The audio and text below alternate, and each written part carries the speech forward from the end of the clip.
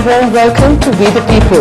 Is the nuclear deal between India and the United States dead or effectively dead?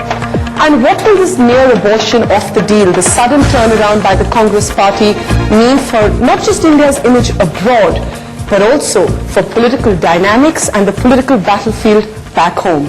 On the program this evening, we're debating whether this nuclear rollback, as it's being perceived, has actually diminished the image of the UPA government. Before we come to our special panel of politicians, I want to start the show with someone we don't get to hear that often in India, except when he's traveling through, Shashi Tharoor. As someone who's been not just a veteran diplomat, but seen the insides of the United Nations, based in New York, now pretty much traveling all over the world, how is the United States in particular looking at this confusion, this absolute confusion that's going on in the political landscape here? I've been away from the United States for a few weeks, so I don't want to speak for them. Yeah. But generally, I would say that there has been a certain amount of astonishment. Certainly, many people that one has talked to in the US thought it was an amazing thing that we'd pulled off this deal in the first place and that we got the sorts of terms that the US was prepared to grant Delhi. So the astonishment is pretty palpable that the rejection has come from here rather than from non-proliferation ayatollahs out there.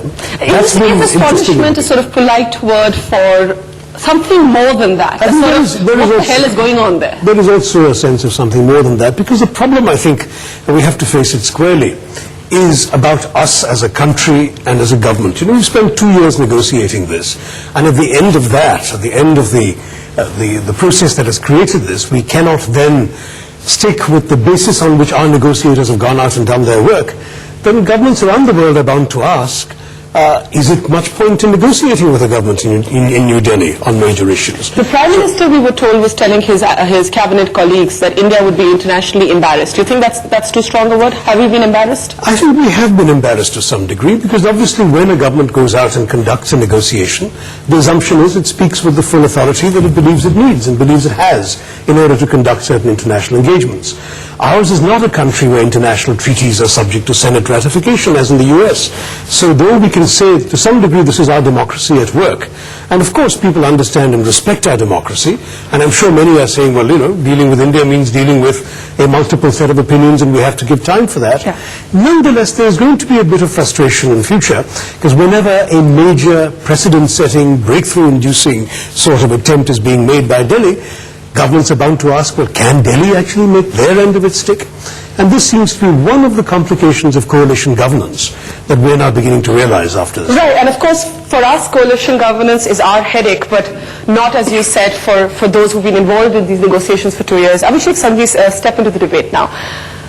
The Congress, of course, takes the line, this isn't a turnaround, that what the Prime Minister said at the HT summit was basically to say, look, we are still committed to the deal, it's a good thing, but we've got to respect our allies and take it along.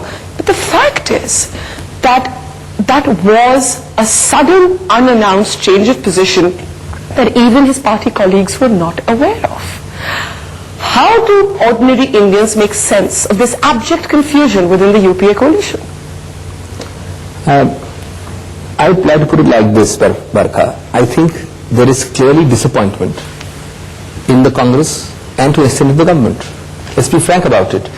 Today as I speak, the Congress stands for the deal. The government in principle stands for the deal. Please don't think that we are not for the deal, otherwise why would we be negotiating so for so long? Why the wishy-washy withdrawal? Let me explain the whole thing. Yeah. Therefore, point number one, those who propounded the deal in the government and the supporting parties are for the deal. But nobody then asked the second question. What is the reality? The reality is that this is a coalition. Now, at this stage, I'm not right or wrong. It was a reality in July 2 years ago when the Prime Minister first signed. No, but the reality is that the objection was raised by the left on a no-go basis a few months ago. Assume the deal doesn't go through. Yeah.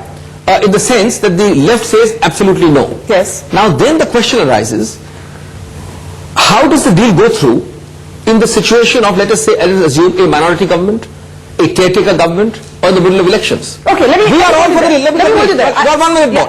We are all for the deal, but if even having elections or changing the government before a mandate of 5 years does not get you the deal, then what is this martyrdom for?